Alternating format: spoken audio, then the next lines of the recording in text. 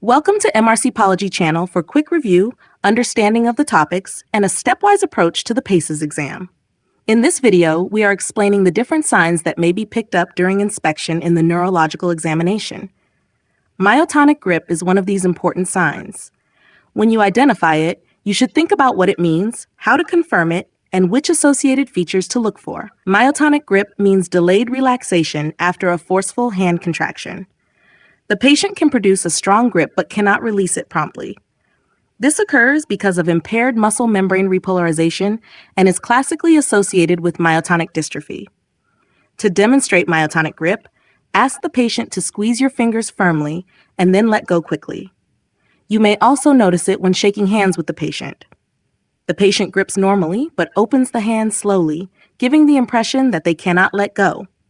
The pathophysiology is straightforward. Myotonic dystrophy causes abnormal ion channel and excitation contraction regulation in skeletal muscle. This leads to repetitive depolarization after voluntary contraction.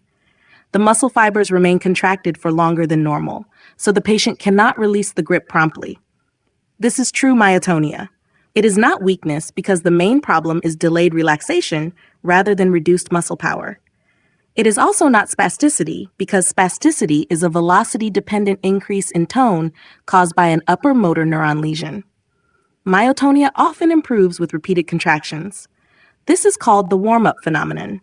The first grip may show marked delayed relaxation, while subsequent attempts may be released more quickly.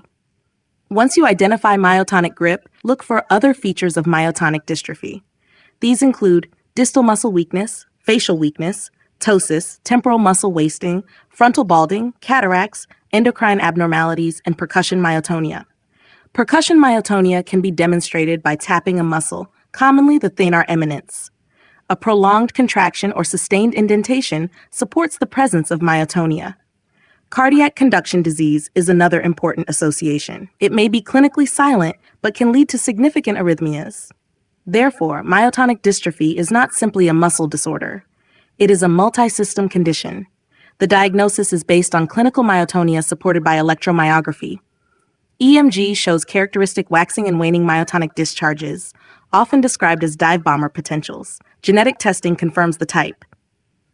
Myotonic dystrophy type 1 is caused by a CTG repeat expansion in the DMPK gene. Myotonic dystrophy type 2 is caused by a CCTG repeat expansion in the CNBP gene.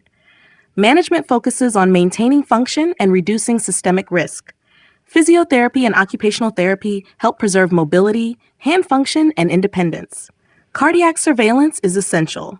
This includes regular electrocardiograms and, when appropriate, Holter monitoring to detect conduction abnormalities or arrhythmias. Mexiletine may be used when myotonia is functionally troublesome.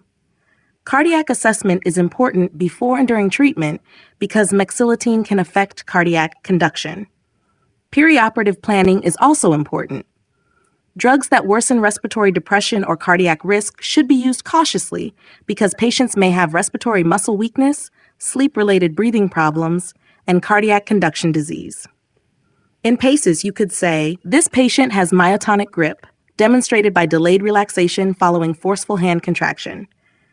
In the presence of distal weakness, facial weakness, temporal wasting, frontal balding, cataracts, or percussion myotonia, this would suggest myotonic dystrophy. The key memory phrase is grip normally, release slowly.